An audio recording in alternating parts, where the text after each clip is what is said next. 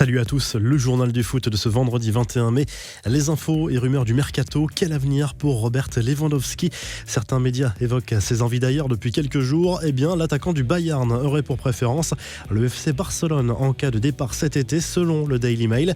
L'attaquant polonais serait réticent à l'idée de rejoindre la Première Ligue alors que Chelsea aurait pris contact avec lui. Le PSG pourrait se positionner, mais seulement en cas de départ de Kylian Mbappé. Le Barça a déjà bien avancé sur le dossier Sergio Agüero et la piste Lewandowski semble hors de portée des finances catalanes. Le Barça qui menace d'envoyer Dembélé en tribune. Gros coup de pression du club Blaugrana à son attaquant qui repousse les offres de prolongation depuis des mois. Selon Marca, s'il persiste sur cette voie, Dembélé sera placé sur la liste des transferts. Et s'il n'y a pas d'offre satisfaisante, le Barça pourrait alors l'écarter complètement du groupe toute la saison prochaine. La raison est simple, le club veut absolument éviter le pire scénario, un départ sans indemnité de transfert à la fin de son contrat en 2022. Massimiliano Allegri recale Tottenham. Le technicien italien aurait décliné une offre des Spurs pour une arrivée cet été. D'après AS, l'ancien technicien de la Juve attend plutôt une proposition du Real Madrid. Celle-ci pourrait arriver en cas de départ de Zidane dans les prochains jours. Les infos en bref, voici la liste des espoirs pour l'Euro. Sylvain Ripoll a convoqué 23 joueurs sélectionnés pour la phase finale qui se jouera du 31 mai au 6 juin. Dayo Upamecano et Maxence Cacré font leur retour. Boubacar Kamara et Ryan Cherki sont absents. Les Bleuets, qui ont un potentiel assez exceptionnel au milieu de terrain, doivent défier les Pays-Bas en quart de finale. La vente de l'AS Saint-Etienne se confirme petit à petit. Plusieurs acheteurs se sont positionnés. Selon RMC, Roland Remeillet a confirmé la date du 1er juillet pour une éventuelle cession. On parle d'un montant de 100 millions d'euros. Le foot européen traverse bel et bien l'une des pires crises de son histoire sur le plan financier. Dans un rapport publié ce vendredi, l'UEFA estime à 8,7 milliards d'euros les pertes pour les clubs européens pour les 2 dernières saisons. L'instance européenne qui estime que 120 clubs sont désormais sous la menace pour leur survie à court terme.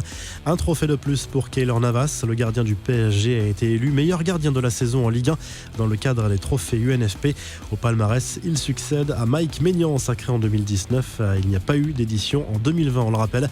Ce sera l'un des gros challengers des Bleus à l'Euro et ceux de la phase de poule. Fernando Santos a annoncé la liste des 26 joueurs qui disputeront la compétition avec le Portugal.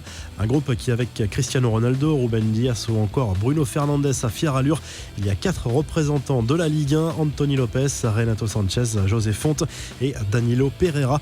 Le club Bruges, sacré champion de Belgique après son match nul contre Anderlecht, 3 buts partout.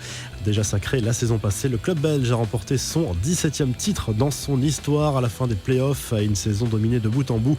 Marquinhos, lui aussi, veut jouer les JO. Cela commence à faire beaucoup pour le PSG.